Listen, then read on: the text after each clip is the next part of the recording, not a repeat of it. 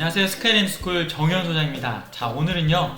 자, 지난 시간까지 제가 이 초보 토지 투자자분들을 위해서 입문부터 그 다음에 계약 과정까지 영상들을 단계별로 쉽게 올려드렸는데요. 자, 오늘부터는 많은 분들이 또 이제 관심을 가질 만한 그리고 궁금해할 만한 이런 이제 좀 심도 있는 깊이 있는 영상들 제작해서 또 올려드려 볼까 합니다. 자, 그 출발선에서 2021년 실전편 임야 투자 시 조심해야 할 9가지에 대해서 말씀을 드려볼까 합니다. 자, 우리나라 전 국토의 60-70%가 임야죠. 산입니다. 땅덩어리가 워낙 또 좁고요. 그러다 보니까 최근에 이 임야 개발들이 많이 일어나고 있습니다. 그 이유는 돈이 되기 때문이겠죠. 그래서 우리가 수도권 주변이나 신도시 주변으로 이 임야 투자 개발이 많이 일어나고 있다는 겁니다. 하지만 반대로 임야 투자 시에는 개발 규제사항들이 워낙 많기 때문에 이런 내용들을 꼼꼼히 살피신 다음에 투자를 하셔야지만 여러분들이 원하는 목표를 달성할 수 있다는 겁니다. 그래서 오늘은 이 9가지에 대해서 꼼꼼히 하나씩 살펴보도록 하겠습니다.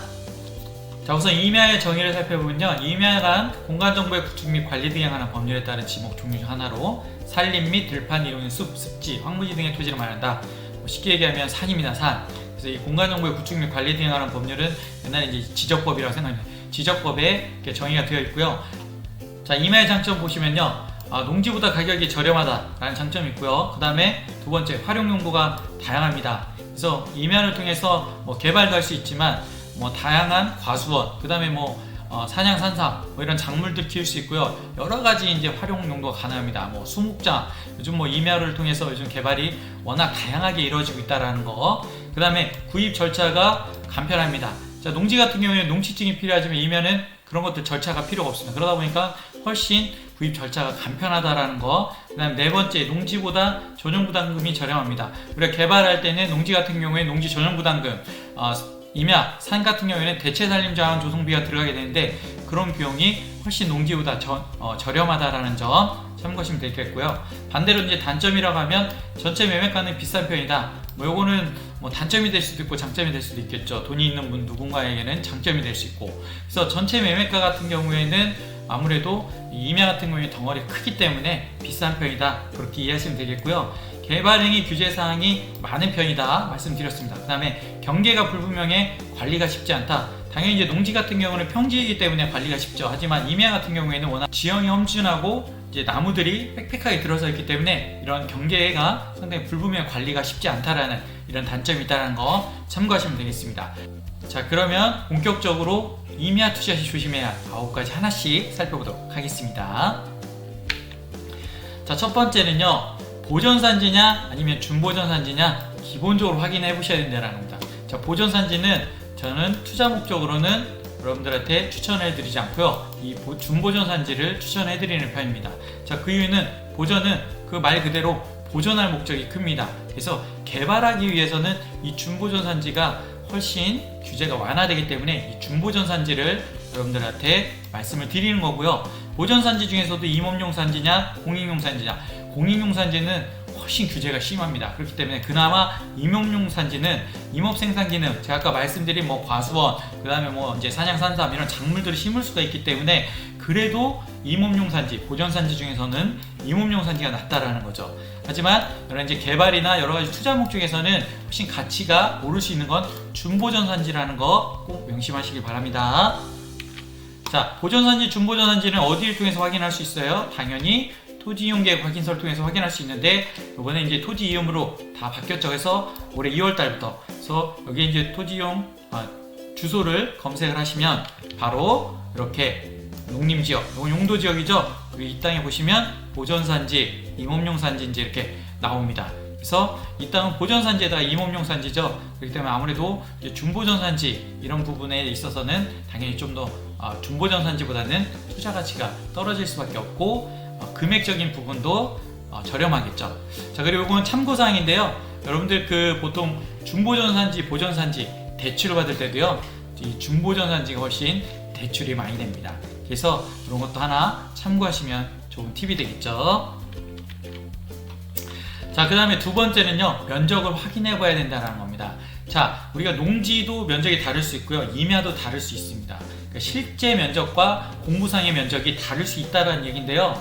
하지만 임야가 그럴 가능성이 더 높습니다. 그 이유는 지형이 험준하고 땅덩어리가 크기 때문에 이 경계가 불분명하다는 거죠. 그래서 이런 부분들이 실제 면적을 꼭 확인해 봐야 될 필요가 있다는 겁니다. 자, 저희는 찾아놓은 하나의 사례인데요. 보시면 실제 면적이 4만 제곱미터입니다. 자, 4만 제곱미터면 평수로 대략 12,000평 정도가 넘는다고 할 수 있는데 실제 공부상에는 7,530제곱미터로 나옵니다. 약 2,100평 정도가 좀 넘는 거죠. 그래서 거의 뭐 한 3, 4배 이상 차이가 나는데 이제 요거 같은 경우는 실제 너무 많이 차이 나는 경우지만 보통 뭐 몇백 평, 몇천 평으로도 임야는 충분히 차이가 날 수 있습니다. 그래서 실제 차이가 났을 때는 매수자의 입장에서는 당연히 이 공부상의 면적보다 실제 면적이 크면 훨씬 이득이겠지만 매도자의 입장에서는 당연히 그런 부분을 모르면 큰 손실이 날 수 있겠죠. 그래서 이런 면적을 꼭 확인해 봐야 된다는 거. 그리고 실제 이렇게 공부상 면적과 지적상 면적이 다를 경우에 여러분들이 경계 측량을 비용을 어느 정도 들여서라도 꼭 하시는 게 중요하다는 거 키포인트로 말씀드렸습니다. 자, 그 다음에 세 번째는요, 분묘기지권입니다. 이제 특히 산은 이 묘지 때문에 상당히 분쟁의 여지가 많고요. 이 묘지로 인해서 개발할 때 큰 어려움에 난관에 부딪힐 수가 있다는 거죠. 그래서 이 분묘 잘 확인하셔야 되는데요. 이 분묘기지권이라는 거는 관습법상 법정 지상권이라고 말씀을 드릴 수가 있는데요.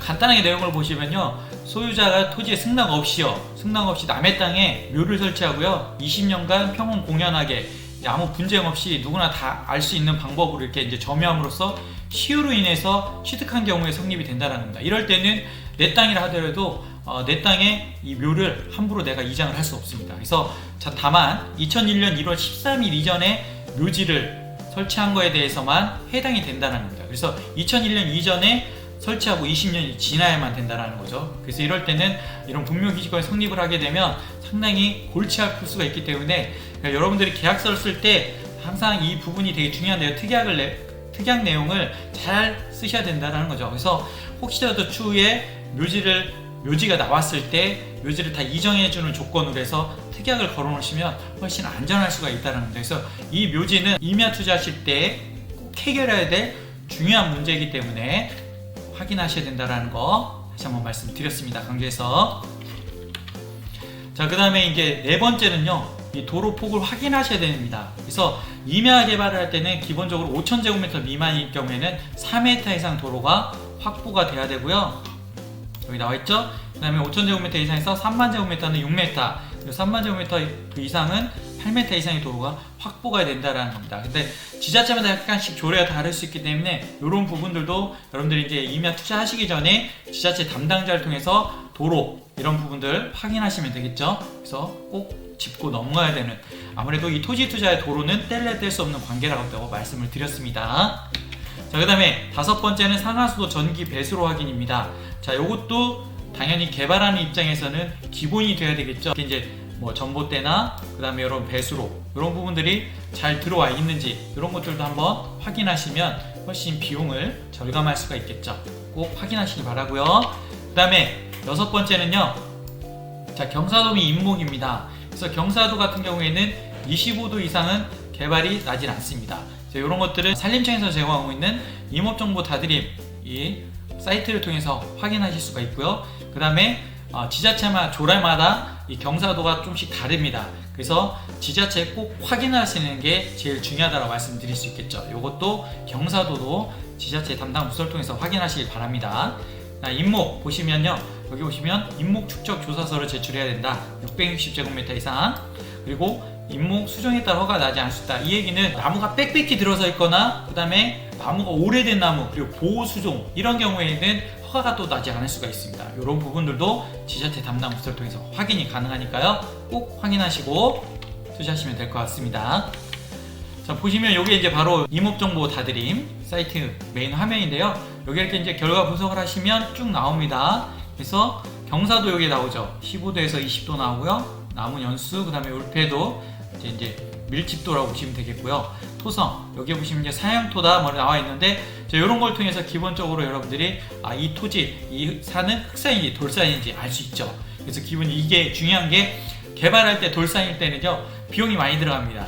그래서 이 흑산인지 돌산인지 이런 것들도 확인하는 게 중요하다고 말씀드릴 수 있고요. 위험 등급도 보시면 1등급이 가장 산세타 위험하다라는 겁니다. 그래서 이 등급 부분도 확인할 수가 있고, 이런 것들을 임업정보 다드림을 통해서 기본적인 정보를 여러분들이 확인할 수가 있다는 거 말씀드렸습니다.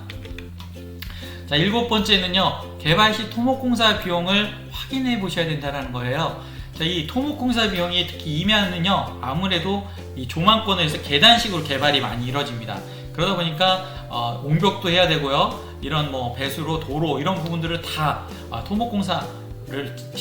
토목공사를 시행을 해야 되기 때문에 이런 비용이 추가적으로 많이 발생될 수밖에 없기 때문에 투자하는 입장에서 개발을 하지 않더라도 여러분들 이런 것들을 알고 계시면 추후에 도움이 될 수 있겠죠. 그 다음에 보시면 도로 및 토지 경사도에 따라 상이할 수는 있으나 보통 평당 15만에서 20만원 정도, 그래서 상하수도 배수로 이런 전기 뭐 도로 이런 부분을 다 포함해서 추가적으로 이 비용이 평균적으로 더 발생이 된다라는 겁니다. 하지만 이런 거에 따라 좀씩 다를 수는 있습니다. 또 평균적으로 15만에서 20만원 정도는 내가 추후에 뭐 전원주택단지든 여러분들이 이제 원하는 걸 개발을 할 때 이런 비용이 들어갈 수 있겠구나 라는 점 꼭 참고하시면 좋을 것 같습니다.